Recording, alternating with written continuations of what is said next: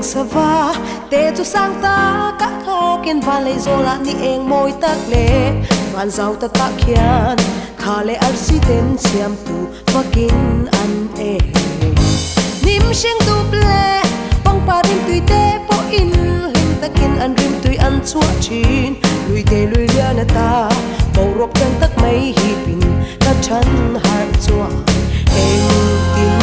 nge cây ni shing ya ni lim om hi ka ton chin le hun khir ta ata ni eng moi ta hey hey hey mo in hi ni thar ni lim om le ni tu om ber chu ani ka tam ngai lo thil tam ta le ka shet ngai lo thil tu om te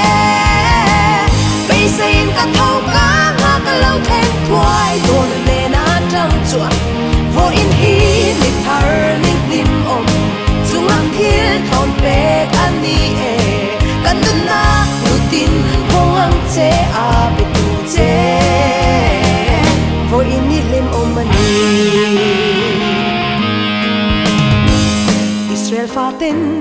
khalera lungain chole sa I chakin an ruma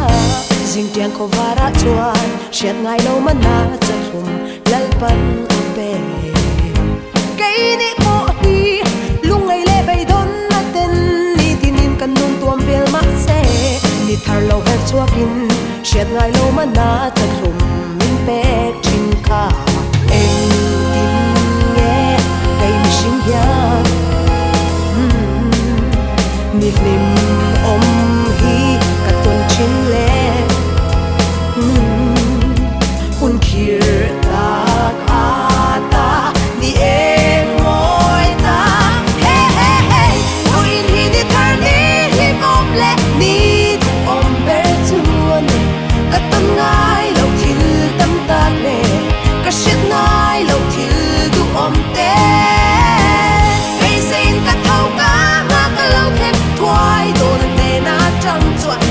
vô in hi ni thar ni lim om chung lam thil thon pe kan ni e kan dun na rutin vong ang che a be tu che vô in ni lim om mani lo me lal pa nun kong chuk chou le puai le mang an kan pel tang I phal gi a phe na I ro pui na le lu zia alang chin avangin nge kai mi sing ya I pon lo chua ka sia dang le eng kim aya eng kim ai pon ka tu in ka thang sok che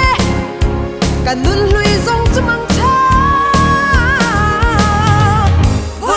ni thar ni lim om le ni tu om ber chu ani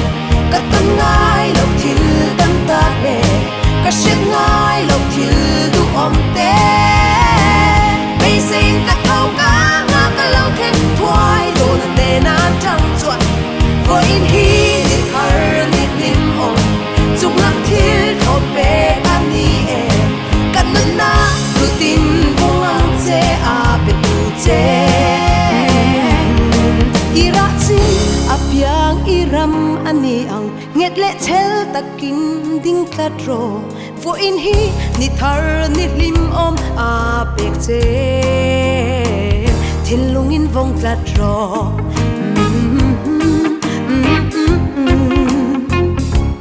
mal song ani o lalpan vo in hi malas